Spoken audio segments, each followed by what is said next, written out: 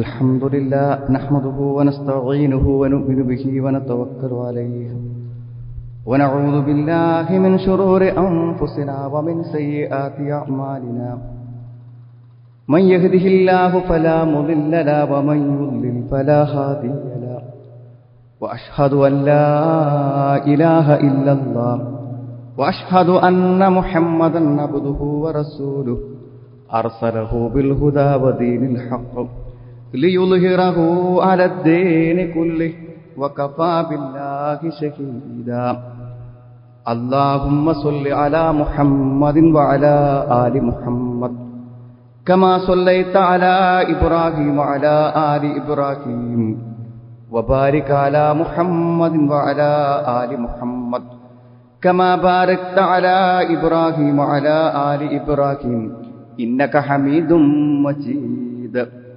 أما بعد فإن خير الكلام كلام الله وخير الحديث كتاب الله وخير الهدي هدي محمد صلى الله عليه وسلم وشر الأمور محدثاتها وكل محدثة بدعة وكل بدعة ضلالة أعوذ بالله من الشيطان الرجيم بسم الله الرحمن الرحيم يا أيها الذين آمنوا اتقوا الله حق تقاته ولا تموتن إلا وأنتم مسلمون يا أيها الناس اتقوا ربكم الذي خلقكم من نفس واحدة وخلق منها زوجها وبث منهما رجالا كثيرا ونساء واتقوا الله الذي تساءلون به والأرحم إن الله كان عليكم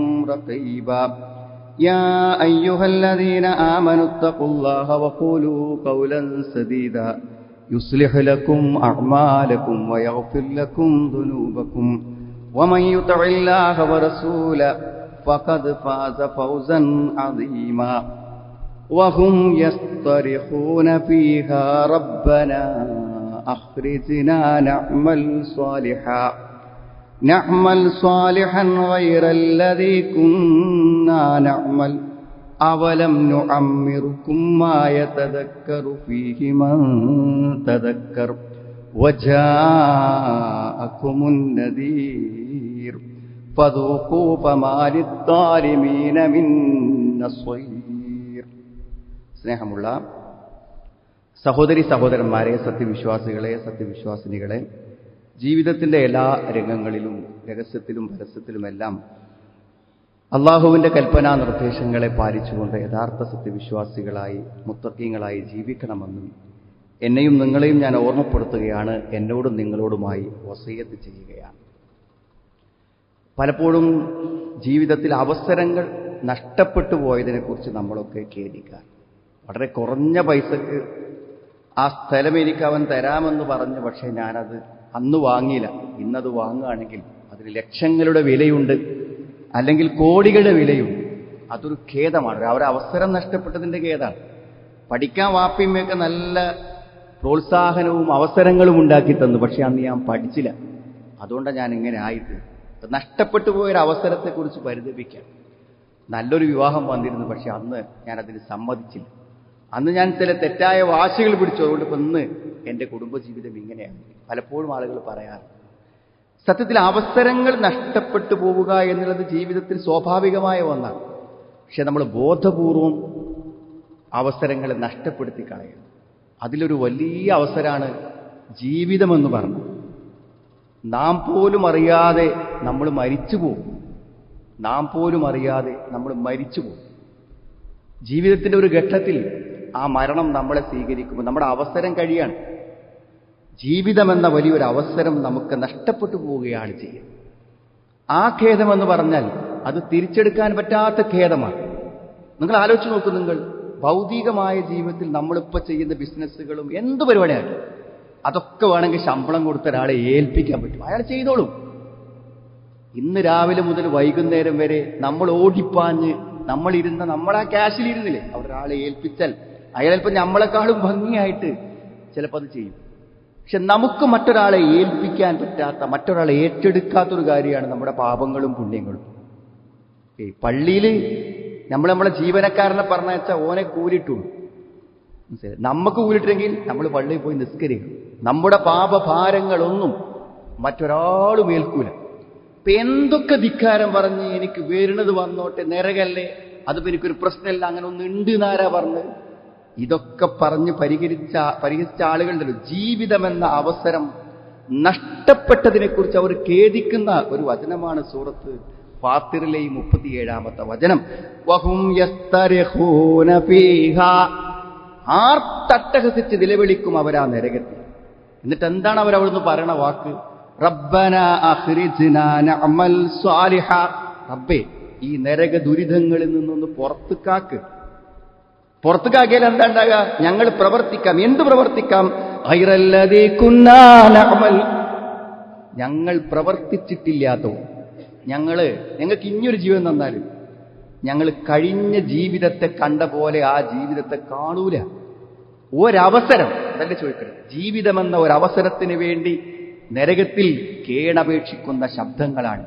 അപ്പൊ അള്ളാഹു ചോദിക്കുന്നത് ആ അവസരത്തെക്കുറിച്ചാണ്. അള്ളാഹ് പറയാ, അവലം നുഅമ്മിറുക്കും മാ യതദക്കറു ഫീഹി മൻ തദക്കറു, നിനക്ക് ഞാൻ ആയുസ് തന്നില്ലേ? എത്ര വർഷങ്ങൾ നീ ആ ഭൂമിയിൽ ജീവിച്ചു. മാ യതദക്കറു ഫീഹി മൻ തദക്കർ, ചിന്തിച്ച് കാര്യങ്ങൾ ഉൾക്കൊള്ളാൻ മാത്രമൊക്കെയുള്ള ടൈം കിട്ടിയിട്ടുണ്ട്. ആലോചിച്ച് മനസ്സിലാക്കാനും മടങ്ങാനും ഉത്ബുദ്ധനാവാനും ഈ നരകത്തെക്കുറിച്ച് ബോധവാനാകാനൊക്കെയുള്ള സമയം കിട്ടി. മാത്രമല്ല നിന്നെ ഓർമ്മപ്പെടുത്തുകയും ചെയ്തിട്ടുണ്ട്.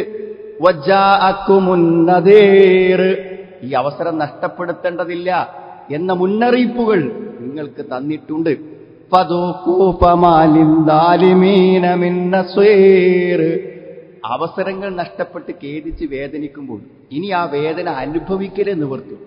ഇനി നരകം അനുഭവിക്കുക, നിനക്കൊരു സഹായവുമില്ല എന്ന് പറയുന്ന സഹോദരങ്ങൾ. ഇത് പറയാൻ കാരണം ജീവിതത്തിൽ വളരെ സുവർണാവസരങ്ങൾ എന്ന് നമുക്ക് പറയാം. ഗോൾഡൻ ചാൻസ്, സുവർണാവസരങ്ങളാണ് ഉണ്ടായത്. സത്യത്തിൽ പരമ്പരാഗതമായി ഈ ദുൽഹജ്ജ് ആദ്യത്തെ 10 ദിവസങ്ങൾക്ക് ഒരു പ്രാധാന്യം പൊതുവെ ആളുകൾക്ക് നമ്മുടെ സമൂഹങ്ങളിലും സമുദായങ്ങളിലും കാണിച്ചിരുന്നില്ല എന്നുള്ളതാണ്. ഇപ്പൊ എന്തെങ്കിലും ഒരു വ്യത്യാസം, റമളാൻ വരുമ്പോൾ റമളാൻ എന്നുള്ളൊരു കാര്യം ഉണ്ടാവും, റമളാനത്തെ അവസാനത്തെ 10 വരുമ്പോൾ അതൊരു പുണ്യായിട്ട് കാണും. എന്നിപ്പോ ഈ ദുൽഹജ്ജിന്റെ ആദ്യത്തെ 10 ദിനങ്ങളുടെ മഹത്വത്തെക്കുറിച്ച് എത്ര കുത്തു പറഞ്ഞാലും എത്ര പ്രസംഗിച്ചാലും എന്തോ അത് മനസ്സിലേക്ക് ആളുകൾക്കാണ് കയറുന്നില്ല. അങ്ങനെ ഒന്നുണ്ടോ? അത് കുറച്ചാൾക്കാർ ഇപ്പൊ പുതിയതായിട്ട് അത് പറയാണോ എന്നൊക്കെ പലപ്പോഴും നമുക്ക് എന്ത് ചെയ്യും തോന്നിപ്പോ. സത്യത്തിൽ എന്താന്ന് വെച്ചാൽ ഈ മഹാനായിട്ടുള്ള മുഫസ്സിർ ഇബ്നു കസീർ റഹിമഹുല്ലാഹ് പറഞ്ഞ ഹത്തൽ അശ്റിൽ അവാഖിർ, ഏത് റമളാനിലെ അവസാനത്തെ 10-നേക്കാളും പുണ്യകരമാണ് ഈ ദിവസം. അത് പറയാനുള്ള ഒരു പ്രയാസം എന്തുള്ളൂ എന്ന് വിചാരിച്ചാൽ റമളാന്റെ അവസാനത്തെ 10 ലൈലത്തുൽ ഖദർ ഉണ്ട് എന്നുള്ളതാണ്. ഖൈറും മിൻ അൽഫി ശഹർ. അത് മാറ്റി നിർത്തിയാൽ ബാക്കിയുള്ള എല്ലാ ദിനങ്ങളെക്കാളും പുണ്യകരമാകുന്നു, യഥാർത്ഥത്തിൽ ശ്രേഷ്ഠമായി ഈ 10 ദിനങ്ങൾ. എന്തുകൊണ്ടാണ് 10 ദിനം ശ്രേഷ്ഠമായത്? വൽ ഫജ്രി വലയാൽ അശ്ർ, അള്ള സത്യം ചെയ്ത് പറയാം. അള്ളൊരു 10ന്റെ എണ്ണം പറഞ്ഞ് സത്യം ചെയ്തു പറഞ്ഞിട്ടുണ്ട്. അതേതാണ് ആ 10 ദിനങ്ങൾ? അള്ള പറഞ്ഞൊരു കാര്യത്തെക്കുറിച്ച് അതിനൊരു കാര്യം നമ്മൾ മനസ്സിലാക്കണമല്ലോ. അപ്പൊ ഖുർആൻ അറിയുന്ന ആളുകളും പണ്ഡിതന്മാരും ഒക്കെ നമുക്ക് പറഞ്ഞു തന്നത് എന്താണ്? ലയാലിൻ അശ്ർ എന്ന് പറഞ്ഞാൽ 10 രാത്രികൾ എന്ന് പറഞ്ഞാൽ അത് ദുൽഹജ്ജിന്റെ ആദ്യ ദിനത്തിലുള്ള 10 രാത്രികളാണ്. ഇനി അതിന്റെ മഹത്വം വിശുദ്ധ ഖുർആൻ ആ ദിനങ്ങളെ സത്യം ചെയ്തു പറഞ്ഞുവെങ്കിൽ നമ്മൾ എത്രമാത്രം പ്രാധാന്യത്തോടുകൂടെ ആ ദിനങ്ങളെ കാണണം. അന്നത്തെ കർമ്മങ്ങൾക്ക് അതിനൊന്നും ഒരു അത്ഭുതമില്ല സുഹൃത്തുക്കളെ. ഇപ്പൊ നമ്മളിവിടെ നിൽക്കുന്ന സമയത്ത് ഇന്നത്തെ ഈ ജുമാ നമസ്കാരം ഹാജിമാരെ എവിടെയാണ് നിർവഹിക്കുന്നത്? ഹറമിൽ വെച്ചാണ് നിർവഹിക്കുന്നത്. ഒന്നില്ലെങ്കിൽ മദീനത്തായിരിക്കും, അല്ലെങ്കിൽ മക്കത്തായിരിക്കും. അവർക്ക് നമുക്ക് ലഭിക്കുന്നതിന്റെ 1,00,000 ഇരട്ടി പ്രതിഫലമുണ്ട് എന്ന് പറയുമ്പോൾ വിശ്വസിക്കണില്ലേ? ആ എന്തുകൊണ്ടാണ്? അത് ആ സ്ഥലത്തിന് അള്ളാഹു നിശ്ചയിച്ച പ്രാധാന്യമാണ്. അതേപോലെ നമുക്ക് കൂലി തരാൻ വേണ്ടി അള്ള നിശ്ചയിച്ച 10 സമയങ്ങളാണ്. അത് സ്ഥലാണ്, ഇത് സമയമാണ്. ഇതേ നിസ്കാരം ഹറമിൽ വെച്ചാകുമ്പോൾ 1,00,000 പ്രതിഫലം. അതേപോലെ നമ്മൾ ചെയ്യുന്ന നോമ്പും നിസ്കാരമൊക്കെ ദുൽഹജ്ജ് 1ന്റെ മുമ്പത്തെ ദിവസം ചെയ്ത നിസ്കാരത്തിന്റെ പ്രതിഫലമല്ല ദുൽഹജ്ജിലെ നിസ്കാരത്തിന്, അതിന്റെ പ്രതിഫലമല്ല ജമാഅത്തിന്, അതിന്റെ പ്രതിഫലമല്ല ഒരു ദിക്റിന്, അതിന്റെ പ്രതിഫലമല്ല ഈ സമയത്തുള്ള ഒരു നോമ്പിന്. അത്രമാത്രം മഹത്വമുണ്ട്. ആ നീയത്തെങ്കിലും വേണ്ടേ? സുഹൃത്തുക്കൾ, പ്രത്യേകിച്ചൊന്നും ചെയ്യണ്ട. ചെയ്യുന്ന കാര്യങ്ങളിൽ ഇത് ദുൽഹജ്ജ് 10 മഹത്തായ 10 ദിനങ്ങളാണ് എന്നല്ലേ. മാമിൻ അയ്യാമിൻ അഅ്ളമു ഇൻദല്ലാഹ്, അള്ളാഹിന്റെ അടുക്കൽ മഹത്വമായ ദിനങ്ങളില്ല, ഇതിനേക്കാളും അള്ളാഹ്ക്ക് ഇഷ്ടമുള്ള കാര്യങ്ങളില്ല. അൽ അമലു ഫീഹിൻ, ഈ ദിവസങ്ങളിൽ പ്രവർത്തിക്കുന്നതിനേക്കാൾ അള്ളാഹു ഇഷ്ടപ്പെട്ട മറ്റൊരു പ്രവർത്തനത്തിന്റെ ദിനമില്ലാന്ന്. ഈ ദിവസത്തിൽ നിസ്കരിച്ചാൽ, ഈ ദിവസത്തിൽ ദിക്ർ ചൊല്ലിയാൽ, ഈ ദിവസത്തിൽ നോമ്പ് നോറ്റാൽ, ഈ ദിവസത്തിലായി, അള്ളാഹ് ശ്രേഷ്ഠത കൽപ്പിച്ച ദിവസത്തിലായി എന്നതുകൊണ്ട് അതിന് പ്രതിഫലമുണ്ട് എന്നല്ല. ഈ ദിവസം നമുക്കറിയാലോ, ഈ 10 ദിവസങ്ങളിൽ എല്ലാ ശ്രേഷ്ഠമായ ആരാധനകളും വരുന്നു. നിസ്കാരം ഏതായാലും ഉണ്ട് അല്ലെ. ഹജ്ജ് അത് ഈ ദിവസങ്ങളിലാണ് വരുന്നത്. ദുൽഹജ്ജ് 8 തുടങ്ങും ഹജ്ജിന്റെ. അറഫ ഏറ്റവും ശ്രേഷ്ഠമായ ദിനം, അതാണ് വരുന്നത്. ബലി നമസ്കാരം പോലെ പുണ്യകരമായ ഒരു കാര്യമാണ്. ഫസല്ലി ലിറബ്ബിക വൻഹർ, ആ ബലി നമ്മൾ അറക്കണ എപ്പോഴാ? ഈ 10 ദിവസത്തില 10ാമത്തെ ദിവസം ആണ് നമ്മൾ ആ ബലിക്ക് വേണ്ടി. എല്ലാ നന്മകളും നമുക്ക് ലഭിക്കുന്ന ഏറ്റവും പുണ്യകരമായ. അതുകൊണ്ട് സുഹൃത്തുക്കളെ, വർഷത്തിൽ ഒരിക്കലേ ഈ 10 ദിവസം കിട്ടും. അതൊരു ചാൻസാണ്, അവസരങ്ങൾ നഷ്ടപ്പെടുത്തി ഖേദിക്കുക എന്ന് പറഞ്ഞാൽ അത് ദീനിന്റെ അവസരങ്ങൾ നഷ്ടപ്പെടുന്ന അത്ര ഖേദം സുഹൃത്തുക്കളെ, ദുനിയാവിന്റെ അവസരങ്ങൾ നഷ്ടപ്പെട്ടുണ്ടാവും. അതുകൊണ്ട് നമ്മൾ ഏറ്റവും പ്രധാനമായി തീരുമാനിക്കേണ്ട കാര്യം, ഇപ്പൊ മനസ്സിക്ക് വരേണ്ടത്, ഇതൊരു പുണ്യദിനങ്ങൾ തന്നെയാണെന്ന് മനസ്സുകൊണ്ട് അംഗീകരിച്ച് ഇതിൽ ചെയ്യുന്ന പ്രവർത്തനങ്ങൾക്ക് ആ ഒരു മഹത്തായ പ്രതിഫലം കിട്ടാനുള്ള ഒരു നിയ്യത്താണ്. രണ്ടാമത്തെ ഒരു അവസരം എന്ന് പറഞ്ഞാൽ, ഈ സമയത്തുള്ള ഏറ്റവും വലിയ അവസരമാണെന്ത്, ഈ ദിനങ്ങൾ തന്നെ വരുന്നതാണ് ഹജ്ജ്. നമ്മളൊരു പുനർവിചിന്തനം യഥാർത്ഥ സുഹൃത്തുക്കളെ ഹജ്ജിനെ കുറിച്ച് നമ്മൾ നടത്തണം. അതെന്താന്ന് ചോദിച്ചാൽ, ഹജ്ജ് ചെയ്യാൻ സാഹചര്യമുള്ള എത്രയോ ആളുകൾ ആ അവസരങ്ങൾ നഷ്ടപ്പെടും. നമ്മൾ ആലോചിക്കണം. ഒരു വർഷം ഹജ്ജ് വളരെ പരിമിതമായി നടത്തിയ കോവിഡിന്റെ കാലത്ത് എത്ര ആളുകൾക്കാണ് അന്ന് പോവാൻ വിചാരിച്ച് എത്ര ആളുകൾക്കാണ് അവസരം കിട്ടാതെ? യാത്രാ പ്രശ്നങ്ങൾ വരും, എന്തൊക്കെ ബുദ്ധിമുട്ടുകൾ വരും ജീവിതത്തിൽ. നോക്കൂ നിങ്ങൾ, പല ആളുകളും ഹജ്ജിന് പോകുമ്പോഴത്തെ പൈസ ഉണ്ടാവും, പക്ഷെ ഭാര്യനെ കൊണ്ടാകാതെ പോകും. ചിലപ്പോൾ ആ സഹോദരിക്ക് പിന്നെ ഒരു മഹ്റമിനെ കിട്ടാത്തതുകൊണ്ട് മരണം വരെ പണം കയ്യിലുണ്ടായിട്ടും ഹജ്ജ് ചെയ്യാൻ കഴിയാത്ത എത്ര ഹതഭാഗ്യരുണ്ട്. ജൂതനായിട്ടോ ക്രിസ്ത്യാനിയായിട്ടോ മരിച്ചു കൊള്ളട്ടെ എന്നാണ് നമ്മൾ ആലോചിക്കുന്നുണ്ട്. നമ്മുടെ കൂടെ ജീവിത പങ്കാളിയായി വന്ന ഒരാൾക്ക് നമ്മൾ ഉണ്ടാക്കി കൊടുക്കാനുള്ള ഏറ്റവും വലിയ അവസ്ഥയാണ് ഹജ്ജ്. അപ്പോൾ ഒരു ചെറിയൊരു സ്റ്റേഷനറി കടക്കാരൻ, അപ്പം അദ്ദേഹം അവിടെ ചെന്നപ്പോൾ ചോദിച്ചു, ഞാൻ സക്കാത്ത് കൊടുക്കേണ്ടി വരും. അപ്പം ഞാൻ ചോദിച്ചു, ഈ ഒരു കടയിൽ എത്ര സാധനങ്ങൾ ഉണ്ടാവും? അപ്പം അദ്ദേഹം ഏകദേശം കണക്കൂട്ടിൽ നമ്മൾ പറഞ്ഞു, ഒരു 2 ലക്ഷം. 2 ലക്ഷം രൂപയുടെ സ്റ്റോക്ക് ഉണ്ടെങ്കിൽ നാളെ ഇത് നിങ്ങൾ മറ്റൊരാൾക്ക് കൊടുക്കുമ്പോൾ നിങ്ങൾ 2 ലക്ഷത്തിന്റെ മുതലാളിയാണ്. 40,000 റുപ്യ ഏകദേശം നിങ്ങളുടെ കയ്യിലുണ്ടെങ്കിൽ നിങ്ങൾക്ക് നിസാബെത്തി നിങ്ങൾ കൊടുക്കണ്ടേ? അപ്പൊ നിങ്ങൾ വർഷത്തിലൊക്കെ കണക്കൂട്ടുക. അപ്പൊ 2 ലക്ഷത്തിന്റെ സാധനത്തിന് സക്കാത്ത് കൊടുക്കുക എന്നാലോചിക്കൂ. പ്രായോഗികമായി ചിന്തിക്കൊന്നുമില്ല. 2 ലക്ഷത്തിനാണ് സക്കാത്ത് കൊടുക്കുക എന്ന് പറഞ്ഞാൽ 5,000 റുപ്യ കൊടുക്കണ്ടേ? ഒരു മാസത്തിൽ അയാളെ കടയിൽ നിന്ന് കിട്ടുന്ന മെച്ചത്തിന് 500 രൂപ അയാളൊരു സക്കാത്ത് ഫണ്ടിൽ കൊണ്ടുപോയി അടച്ചാൽ 6,000 രൂപ ഉണ്ടാവും ഒരു വർഷം തികയുമ്പോൾ. ഈസിയായിട്ട് കൊടുക്കാൻ പറ്റും. ഫർളിനല്ലേ സുഹൃത്തുക്കളെ കൂടുതൽ കൂലി? എത്ര രൂപ നമ്മൾ സംഭാവന കൊടുക്കുന്നുണ്ട്? ഫറളായ സക്കാത്തിന് കിട്ടുന്ന കൂലി സ്വതക്കത്ത് കിട്ടും. മാത്രമല്ല, നിർബന്ധമായ ഒരു കർമ്മം നിർവഹിക്കാത്തതിന്റെ കുറ്റവും പരലോകത്ത് ഏൽക്കട്ടെ. ഇപ്പൊ സക്കാത്ത് കൊടുക്കേണ്ടതുണ്ടോ? ഒരാൾ പുനർവിചിന്തനം നടത്തില്ല. അതേപോലെയാണ് ഹജ്ജിനെ പറ്റി പറഞ്ഞു. ഹജ്ജ് ചെയ്യേണ്ടതുണ്ടോ? ഞാൻ ഹജ്ജ് ചെയ്യേണ്ടതുണ്ടോ? സുഹൃത്തുക്കളെ, നമ്മുടെ താമസിക്കാനുള്ള ഭൂമിയും അതിന്റെ ചുറ്റുമുള്ള 10 സെന്റും കഴിഞ്ഞാൽ പിന്നെ ഒരു 5 സെന്റ് ബാക്കിയുണ്ടെങ്കിൽ അത് കൊടുത്താൽ ഒരു ഹജ്ജിന് പോകാൻ പറ്റാത്ത ആൾക്കാർ എവിടെയാണ്? നാട്ടിലെവിടെയാണ്? എല്ലാവർക്കും പറ്റും. അതൊരു വല്ലാത്തൊരു അവസരമാണ് സുഹൃത്തുക്കൾ. ആ അവസരത്തിന്റെ മഹത്വം പറയാൻ എന്തില്ല, വാക്കുകളില്ല എന്നാണ്. അത്രമാത്രം മഹത്വമുണ്ട്. മൻ ഹജ്ജലില്ല ഫലം യർഫുസ് ഫലം യഫ്സുഖ് റജഅ കയൗമി വലതുഹു. അതെ, ശരിയായ രൂപത്തിൽ ആ ഹജ്ജ് നിർവഹിച്ചാൽ ഉമ്മ പ്രസവിച്ച പോലെ. 3 കാര്യങ്ങൾക്ക് എല്ലാ തെറ്റും പോകുന്നതാണ്. ഹിജറ പോയാൽ അതിന്റെ മുന്നിലെ തെറ്റൊക്കെ പോയി. മുസ്ലിം ആയാൽ കെലിമ ചെല്ലുന്നതിന് മുമ്പ് എന്ത് തെറ്റുണ്ടെങ്കിലും അള്ളാഹ് പുറത്തു. ഹജ്ജ് ചെയ്താലോ യഹ്ദിമുമാ ഖബ്ലഹു, മുമ്പുള്ള ആ ഹജ്ജ നഷ്ടപ്പെടുത്തും. ഇത് ജീവിതത്തിൽ ചെയ്ത മുഴുവൻ തെറ്റുകളെയും ഇല്ലാതാക്കാൻ പറ്റുന്ന ഒരു ഹജ്ജ്. അതിനൊരു 6 ലക്ഷവും 7 ലക്ഷവും ചെലവാക്കുന്നതിനെ കുറിച്ച് ആലോചിക്കുമ്പോൾ നമ്മൾ തീർച്ചയായും ഞാൻ എൻ്റെ സൗകര്യമുണ്ടായിട്ടും പോകാതിരുന്നു എന്നാണ്. അതിലേറെ നിങ്ങൾ ആലോചിച്ച സുഹൃത്തുക്കൾ, ഇപ്പോ ഏകദേശം 40 ദിവസമൊക്കെ ഒരു ഹാജി ഇപ്പൊ ഹറമിൽ കഴിച്ചു. ഇപ്പൊ ഈ പോണ ഹാജിമാരൊക്കെ 40 ദിവസം ആ കഅബ തവാഫ് ചെയ്ത് ആ പള്ളിയിൽ പരിശുദ്ധ ഹറമിൽ ജമാഅത്തിൽ പങ്കെടുത്ത് അവിടെ ഇരുന്ന് പ്രാർത്ഥിച്ച് നിർവൃതി കൊള്ളുന്നതിന്റെ ആ ഒരു സുഖം ജീവിതത്തിൽ 40 കൊല്ലം നമ്മുടെ നാട്ടിൽ ജീവിച്ച കിട്ടാത്ത ആനന്ദം ആ 40 ദിവസങ്ങൾക്കുണ്ട്. അത് അനുഭവിച്ചവർക്കും അനുഭവിക്കുന്നവർക്കേ അറിയുള്ളൂ. ജീവിതത്തിൽ നിർവഹിക്കേണ്ട അത്രയും ശ്രേഷ്ഠമായ ഒരു കാര്യമാണ് ഈ ഹജ്ജുൽ മബ്രൂർ. അതിനുള്ള പ്രതിഫലം തവാബു ഇല്ലൽ ജന്ന, സ്വർഗമാണ് അതിന്റെ പ്രതിഫലം. സ്വർഗം നമുക്ക് വാങ്ങാൻ, സ്വർഗം നമുക്ക് കിട്ടാൻ ഈ ഒരു ഹജ്ജിന്റെ പണം കൊണ്ട് ആത്മാർത്ഥമായ ഒരു മനസ്സുകൊണ്ട് പറ്റുന്നുണ്ടെങ്കിൽ തീർച്ചയായും സുഹൃത്തുക്കളെ ആ അവസരം നമ്മൾ ഉപയോഗപ്പെടുത്തേണ്ടത്. മാത്രമല്ല അതേപോലെ തന്നെ ഏറ്റവും പ്രധാനപ്പെട്ട ഈ ഒരു 10 ദിവസങ്ങളിൽപ്പെട്ട ഒന്നാണ് അറഫ ദിനം. ഹാജിമാരോടൊക്കെ ഹജ്ജിന് പോകുമ്പോൾ നമ്മൾ പറഞ്ഞ കാര്യം, ഹജ്ജ് ദുൽഹജ്ജ് 8-ന് മിനയിലെത്തിക്കഴിഞ്ഞാൽ പിന്നെ അവിടെ ഒന്നും താമസിക്കാന്നുള്ളതേ അവിടെ താമസിച്ച് നമ്മളെ നിസ്കാരങ്ങൾ നിർവഹിക്കുന്നു. 9-ന് അറഫയാണ്. മിക്കവാറും ഉച്ചയ്ക്ക് ശേഷം ഒരു ളുഹ്ർ തുടങ്ങി ഏകദേശം എന്താ വെച്ചാൽ ഒരു മഗ്‌രിബ് അസ്തമയത്തോടു കൂടിയാണ് അവിടുന്ന് മടങ്ങുക. സുഹൃത്തുക്കളെ ആ ഒരു ടൈമുണ്ട്, ആ സമയം അറഫയിൽ കിട്ടുക എന്ന് പറഞ്ഞാൽ അള്ളാഹു 1-ാം ആഗസ്റ്റ് അടുത്തേക്ക് വന്നു ചോദിക്കുന്ന കാര്യങ്ങൾക്ക് ഉത്തരം നൽകുക മാത്രമല്ല നരകത്തിൽ നിന്ന് ആളുകളെ മോചിപ്പിക്കുവാൻ വേണ്ടി തീരുമാനിക്കുന്ന ദിവസമാണ്. അള്ളാഹു ആ അടിമകള് തന്റെ ആര് നരകത്തിൽ നിന്ന് രക്ഷപ്പെടണം അള്ളാഹു തീരുമാനിക്കുന്ന ദിവസം അറഫയിൽ. അവിടെ നിന്ന് അതാണ് ചോദിച്ചാൽ ആ തീരുമാനത്തിൽപ്പെട്ടാൽ അതിനേക്കാളും വലിയ ഭാഗ്യമുണ്ടോ സുഹൃത്തുക്കളെ? ആലോചിച്ച് നോക്കൂ നിങ്ങൾ. ആ ഹജ്ജ് അത് ഏറ്റവും വലിയ അവസ്ഥയാണ്. പോയ ആളുകൾ അത് ഭംഗിയായി നിർവഹിക്കുക. പലപ്പോഴും എന്താ വെച്ചാൽ ആവർത്തിച്ച് ചെയ്യുമ്പോൾ എന്ത് ചെയ്യും, അതിന്റെ ഒരു മഹത്വം നഷ്ടപ്പെടല്ലേ ചെയ്യുക.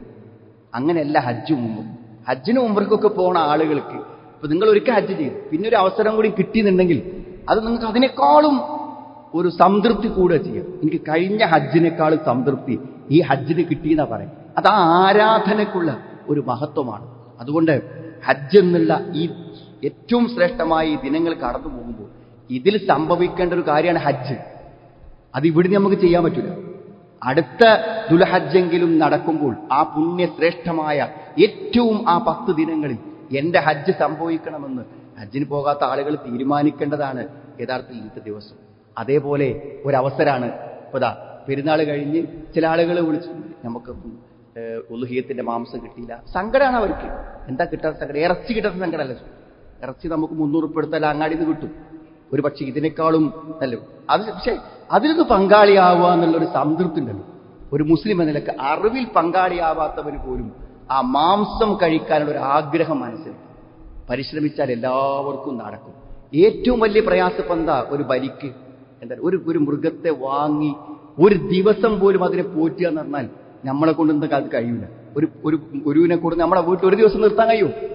ആ സമയത്ത് നമ്മൾ ഈ ഏൽപ്പിക്കുന്ന ആളുകൾ അവിടെ തൊഴിലെന്ന നിലക്കാണെങ്കിലും ആ അറിവ് സ്ഥലത്തേക്ക് അതിനെ കൊടുന്നു. പിന്നെ നമ്മൾ ചെയ്യണ്ട. അപ്പൊ പള്ളികളൊക്കെ ഏറ്റെടുത്തിട്ട് ഒന്നും വേണ്ട, പണം അവിടെ ഏൽപ്പിച്ചാൽ ഭംഗിയായിട്ട് ആ വഴി നടക്കും. അത് ഒന്നിനുമാണോ ഒരു ഷെയർ, ഒരു 10,000 രൂപ ഉണ്ടെങ്കിൽ അതുപോലും പലപ്പോഴും മനസ്സിൽ വരാതിരിക്കുന്നത് എന്തുകൊണ്ടാന്ന് ചോദിച്ചാൽ ഈ ദിനത്തിന്റെ മഹത്വവും ഇതിൽ സംഭവിക്കുന്ന പുണ്യങ്ങളുടെ പ്രാധാന്യവും പലപ്പോഴും നമ്മുടെ മനസ്സിലേക്ക് വരാത്തത് കൊണ്ടാണ്. അതുകൊണ്ട് അതൊരു അവസരമാണ്. ബലി അറുക്കുക എന്നുള്ളതൊരു അവസരമാണ്. അത് നമുക്ക് നഷ്ടപ്പെട്ടു പോവാതിരിക്കാൻ നമ്മൾ ആ ബലിക്ക് അതിൻ്റെതായ നിയമങ്ങളുണ്ട്. ബലിക്ക് അതിന്റെ പ്രാധാന്യം നിസ്കാരം പോലെ പറഞ്ഞു. ഫസൊല്ലിലി റബ്ബിക വൻഹർന്ന്, അതിന്റെ ഓരോ രോമത്തിനും പ്രതിഫലം, അതിന്റെ അലുഫാറുകൾക്ക്, അതിന്റെ നഖങ്ങൾക്ക് എന്ന് പറഞ്ഞാൽ അത്രമാത്രം അതിന്റെ രക്തം മണ്ണിൽ വീഴും മുമ്പ് നമ്മുടെ പ്രതിഫലം അള്ളാഹു എഴുതി വെക്കും. അത്രമാത്രം പ്രാധാന്യമുള്ള ഒരു കർമ്മത്തിൽ നമ്മൾ പങ്കാളി. ഇപ്പൊ ചില ആളുകൾക്ക് സംശയം എന്താ വെച്ചാൽ ഈ ദുൽഹജ്ജ് 1 മുതൽ നമ്മൾ എന്ത് ചെയ്യണം? നഖെടുക്കാൻ പറ്റില്ല, മുടിയെടുക്കാൻ പറ്റില്ല. അപ്പൊ അങ്ങനെ വരുമ്പോ ഇനിയിപ്പോ എനിക്ക് പരിഹരിക്കാൻ ഇനിയും പറ്റും. അയ്യാമുത്ത ശരീരത്തിന്റെ അവസാനത്തെ ദിനം വരെ തീരുമാനിക്കാം, ഒരു പ്രശ്നമില്ല. നിങ്ങൾ തീരുമാനിച്ചതിന് ശേഷം ആ നിയമം പാലിച്ചാൽ മാത്രം മതി. അതുകൊണ്ട് പൊന്നു കഴിഞ്ഞില്ലേ, ഇനിയിപ്പോ എൻ്റെ അടുത്ത് പൈസ ഒക്കെ സൗകര്യമുണ്ട്, സുഹൃത്തുക്കളെ പറ്റുമെന്നുണ്ടെങ്കിൽ ഒരാടിനെ വാങ്ങി അറക്കാൻ പറ്റുന്ന ആൾക്കാരാണെങ്കിൽ ചിലപ്പോൾ ഷെയർ ആയിട്ട് ചേരാൻ ബുദ്ധിമുട്ടായിരിക്കും. നമുക്കൊരാടിനെ വാങ്ങിക്കൊണ്ട് തലേന്ന് തീരുമാനിച്ചാലും ആ ബലിയിൽ പങ്കാളികളാകാൻ പറ്റും. തകരാറുകളില്ലാത്ത ആടാണെങ്കിൽ 6 മാസം പ്രായമായ, അതേപോലെ തന്നെ മൃഗമാണെങ്കിൽ അതിനെന്ത് ചെയ്യാണ്, നമ്മൾ 2 വയസ്സായിട്ടുള്ള, ഒട്ടകമാണെങ്കിൽ 5 വയസ്സ്, അതിന്റെ ആ നിയമങ്ങൾക്ക് അനുസരിച്ച് കൊണ്ട് ചെയ്യാൻ വേണ്ടിയിട്ട് ആ കൃത്യസമയത്ത് തന്നെ ചെയ്യണം. എന്ന് പറഞ്ഞാൽ നമ്മൾ ഈദ്ഗാഹ് കഴിഞ്ഞതിന് ശേഷമാണ് അതിന്റെ സമയം. അയ്യാമുത്ത ശരീക്കിന്റെ 3 ദിനങ്ങളിലും നമുക്കത് ചെയ്യാൻ പറ്റും. അതേപോലെ തന്നെ നമ്മൾ ശ്രദ്ധിക്കേണ്ട കാര്യമാണ് ഈ സമയത്ത് ഒരു സുന്നത്ത് നോമ്പ് നോട്ടാൽ തന്നെ നമ്മൾ 70 ഗാഥങ്ങൾ എന്ത് ചെയ്യും, 70 വർഷത്തെ വഴിദൂരം നമ്മൾ നരകത്ത് നിന്ന് അകറ്റപ്പെടുന്നതാണ്. അങ്ങനത്തെ ഒരു സമയത്ത് ഈ ദിവസങ്ങളിലൊരു നോമ്പിന് എത്ര പ്രാധാന്യം ഉണ്ടാവും? അറഫന്റെ നോമ്പ് 2 വർഷത്തെ പാപങ്ങൾ പൊറുക്കപ്പെടും എന്ന് പറയുന്ന അത്രയും ശ്രേഷ്ഠമായ അറഫ നോമ്പ് എന്തായാലും നമുക്ക് നഷ്ടപ്പെട്ടു പോകാതിരിക്കാനും നമ്മുടെ വീട്ടിലുള്ള കുടുംബങ്ങൾക്ക് നഷ്ടപ്പെട്ടു പോകാതിരിക്കാനും നമ്മൾ എന്ത് ചെയ്യണം? പ്രത്യേകമായി ശ്രദ്ധിക്കണം. ഈ ഒരു 10 ദിനം ഏറ്റവും പുണ്യകരമായ ശ്രേഷ്ഠകരമായ അള്ളാഹു നിശ്ചയിച്ചു തന്ന ഈ ദിനങ്ങളുടെ പ്രതിഫലങ്ങൾ ഓരോ സെക്കൻഡ് ദിക്റുകള്, തഹ്ലീലുകള്, തഹ്മീദുകള്, അൽഹംദുലില്ലാ. ഇപ്പം എന്താ ആർക്കാ അൽഹംദുലില്ലാ എന്ന് പറയാൻ അറിയാത്ത ആൾ, അള്ളാഹു അക്ബർ എന്ന് പറയാൻ അറിയാത്ത ആൾക്കാരാണ്. എത്ര സമയം നമ്മൾ വെറുതെ ഇരിക്കും. ട്രാഫിക്കിലൊക്കെ എത്ര സുഹൃത്തുക്കളെ, ഈ ട്രാഫിക്കിലൊക്കെ നമ്മൾ എത്ര മണിക്കൂറുകളാണ് നിൽക്കുന്നത്. ആ സമയത്ത് വെറുതെ പോവാണ്. അള്ളാഹു അക്ബർ എന്ന് പറഞ്ഞാൽ, അൽഹംദുലില്ലാ എന്ന് പറഞ്ഞാൽ നമുക്കതിന് കിട്ടുന്ന പ്രതിഫലം ഈ സമയത്ത് എത്ര ശ്രേഷ്ഠമാണ്, എത്ര വലുതാണെന്ന് ആലോചിക്കുക നിങ്ങൾ. വിശുദ്ധ ഖുർആന്റെ പാരായണം, അദ്കാറുകൾ, എന്തെല്ലാം പുണ്യങ്ങൾ. ഒരു രോഗിനെ സന്ദർശിച്ചാൽ പോലും മറ്റ് സന്ദർഭത്തെക്കാളും ഈ സമയത്ത് നമുക്ക് പ്രതിഫലം കൂടും. അതുകൊണ്ട് പരമാവധി പുണ്യങ്ങളും സദഖകളും കർമ്മങ്ങളും ഒക്കെ ഈ സന്ദർഭത്തിലാക്കാൻ വേണ്ടി പരിശ്രമിക്കാം. ശരിയായ ദീനിന്റെ ആശയങ്ങൾ മനസ്സിലാക്കി ജീവിതമെന്ന ഈ ഒരു നല്ല അവസരത്തെ നാളെ അള്ളാഹുവിന്റെ മഹനീയമായ സ്വർഗം കരസ്ഥമാക്കാൻ വേണ്ടി പരമാവധി പ്രയോജനപ്പെടുത്താനുള്ള അവസരങ്ങളും തൗഫീഖും അള്ളാഹു നമുക്ക് ഏവർക്കും പ്രദാനം ചെയ്യുമാണ്. അൽഹംദുലില്ലാഹ് ഹംദൻ കസീറൻ തയ്യിബൻ ബാറകൻ ഫീഹി വസല്ലല്ലാഹു അലാ മുഹമ്മദിൻ വഅലാ ആലിഹി വഅസ്ഹാബിഹി അജ്മഈൻ. ഒരിക്കൽ കൂടെ അള്ളാഹുവിനെ സൂക്ഷിച്ച് ജീവിക്കണമെന്ന് എന്നെയും നിങ്ങളെയും ഞാൻ ഓർമ്മപ്പെടുത്തുകയാണ്. സൂറത്തുൽ ബഖറയിലെ 203-ാമത്തെ വചനത്തിൽ അള്ളാഹു വദ്കുറുല്ലാഹ ഫീ അയ്യാമിൻ മഅദൂദാത്ത്, എണ്ണപ്പെട്ട ദിനങ്ങളിൽ നിങ്ങൾ അള്ളാഹുവിനെ സ്മരിക്കുക എന്ന് പറഞ്ഞ ആ ദിനങ്ങൾ അയ്യാമു തശ്രീഖാണ്. അതായത് ദുൽഹജ്ജ് 10 കഴിഞ്ഞാൽ 3 ദിവസം ഹാജിമാര് അറഫയിൽ മിനയിൽ താമസിച്ച് കല്ലേറിന് വേണ്ടി അവിടെ താമസിച്ചും 13-ാമത്തെ ഏറും കഴിഞ്ഞിട്ടാണ് എന്ത് ചെയ്യാൻ പോകുക. അത് നേരത്തെ പോകുന്ന ആളുകളുണ്ട്, എന്തെങ്കിലും പ്രത്യേക കാരണങ്ങളുണ്ടെങ്കിൽ മിക്കവാറും ആ 3 ദിവസത്തെയാണ് അയ്യാമു തശ്രീഖ് എന്ന് പറയും. അത് നമ്മളെ സംബന്ധിച്ചിടത്തോളം ഈദിന്റെ ദിനങ്ങളാണ്, പെരുന്നാളിന്റെ ദിനങ്ങളാണ്. അന്നാണ് നമ്മൾ അറിവുകൾ നടക്കുന്നത്. അതും അള്ളാഹുവിനെ സ്മരിക്കാൻ പ്രത്യേകമായി അള്ളാഹിനെ സ്മരിക്കാൻ വേണ്ടിയിട്ട് വദ്കുറുല്ലാഹ്, നിങ്ങൾ അള്ളാഹുവിനെ സ്മരിക്കുക എന്ന് പറഞ്ഞു വെച്ച പ്രത്യേക സമയമാണ്. അന്നത്തെ ദിവസത്തിൽ എന്താണ്? ലാ തസൂമു ഹാദിഹിൽ അയ്യാം, ഈ ദിവസങ്ങളിൽ നിങ്ങൾ നോമ്പ് നോൽക്കരുത്. നമ്മളെല്ലാ സ്ഥിരമായ സുന്നത്ത് നോമ്പ് നോക്കുന്ന ആൾക്കാരാണെങ്കിലും അയ്യാമു തശ്രീഖിന്റെ ദിനങ്ങളിൽ വ്യാഴോ തിങ്കളൊക്കെ വന്നാലും അന്ന് അവരെന്ത് ചെയ്യാൻ പാടില്ല? നോമ്പ് നോൽക്കാൻ പാടില്ല. ആ ദിവസം എന്നാൽ അയ്യാമു അക്ലിം വശുർബിൻ, തിന്നാനും കുടിക്കാനും അള്ളാഹിനെ സ്മരിക്കാൻ. ഇപ്പോൾ തീറ്റയും കുടിയൊക്കെ ഒരു ആരാധനയായി നമുക്ക് നിശ്ചയിച്ചു തന്ന, ദിക്റുകളെ പോലെ ഒരു ആരാധനയായി നിശ്ചയിച്ചു തന്ന ദിനങ്ങളാണ് ആ ദുൽഹജ്ജ് 10 പെരുന്നാൾ കഴിഞ്ഞല്ല ആ 3 ദിനങ്ങൾ. അതിൽ പ്രത്യേക പ്രാധാന്യം. അത് നമ്മൾ ദിക്റൊക്കെ ചെല്ലുമ്പോൾ ഇബ്നുൽ ഖയ്യിം റഹ്മത്തുള്ളാഹി പറഞ്ഞ മാതിരി ഏറ്റവും നല്ല മനസ്സാന്നിധ്യത്തോടുകൂടെ, അർത്ഥം ഉൾക്കൊണ്ട്, ആശയം ഉൾക്കൊണ്ട്, മനസ്സാന്നിധ്യത്തോടുകൂടെ അദ്കാറുകളും കാര്യങ്ങളും ശരിയായി നിർവഹിക്കാൻ നമ്മൾ പരിശ്രമിക്കുക. ദീനിൽ എല്ലാ കാര്യത്തിലും കൃത്യമായ നിർദ്ദേശങ്ങളും മാർഗനിർദ്ദേശങ്ങളുമുണ്ട്. നബി സ്വല്ലല്ലാഹു അലൈഹി വസല്ലം അതെല്ലാം നമുക്ക് കാണിച്ചു തന്നിട്ടുണ്ട്. അതെല്ലാം ശരിയായി നിർവഹിക്കുവാൻ, അതിനെ പൂർണ്ണമായി നിർവഹിക്കുവാൻ, നബി സ്വല്ലല്ലാഹു അലൈഹി വസല്ലമയുടെ മാർഗത്തെ ഇത്തിബാ ചെയ്യാനും അള്ളാഹു നമുക്ക് എല്ലാവർക്കും തൗഫീഖ് പ്രദാനം ചെയ്യുമാറാവട്ടെ. അള്ളാഹു ഞങ്ങളിൽ നിന്ന് വന്നുപോയ തെറ്റുകളെ, കുറ്റങ്ങളെ ഞങ്ങൾക്ക് നീ പുറത്തു മാപ്പാക്കി തരണമേ റഹ്മാനെ. അള്ളാഹു നല്ലതായ എല്ലാ ആഗ്രഹങ്ങളെയും ഞങ്ങൾക്ക് നീ പൂർത്തിയാക്കി തരണമേ റഹ്മാനെ. എല്ലാവിധ പരീക്ഷണങ്ങളിൽ നിന്നും പ്രതിസന്ധികളിൽ നിന്നും ഞങ്ങളെ നീ കാത്തുരക്ഷിക്കണമേ റഹ്മാനെ. രോഗികളും വിഷമനുഭവിക്കുന്നവരായ എല്ലാ ആളുകൾക്കും അവരുടെ രോഗങ്ങളെ സുഖപ്പെടുത്തി കൊടുക്കണമേ റഹ്മാനെ. ഈ പുണ്യമായ ദിനങ്ങളിലുള്ള ആരാധനകളെ ശരിയായി നിർവഹിച്ച് അതിന്റെ പുണ്യം കരസ്ഥമാക്കുന്നവരിൽ ഞങ്ങളെല്ലാവരെയും ഉൾപ്പെടുത്തണമേ റഹ്മാനെ. അല്ലാഹുമ്മ ഗ്ഫിർ ലിൽ മുഅ്മിനീന വൽ മുഅ്മിനാത്ത് റബ്ബന സ്രിഫ് അന്നാ അദാബ ജഹന്നം ഇന്ന അദാബഹാ കാന ഗറാമ ഇന്നഹാ സാഅത് മുസ്തഖറൻ വ മുഖാമ റബ്ബന ഹബ് ലനാ മിൻ അസ്വാജിനാ വ ദുർരിയ്യാതിനാ ഖുർറത അഅ്യുൻ വജഅൽനാ ലിൽ മുത്തഖീന ഇമാമ ربنا تقبل منا إنك أنت السميع العليم وتب علينا إنك أنت التواب الرحيم ربنا آتنا في الدنيا حسنة وفي الآخرة حسنة وقنا عذاب النار والحمد لله رب العالمين. اللهم صل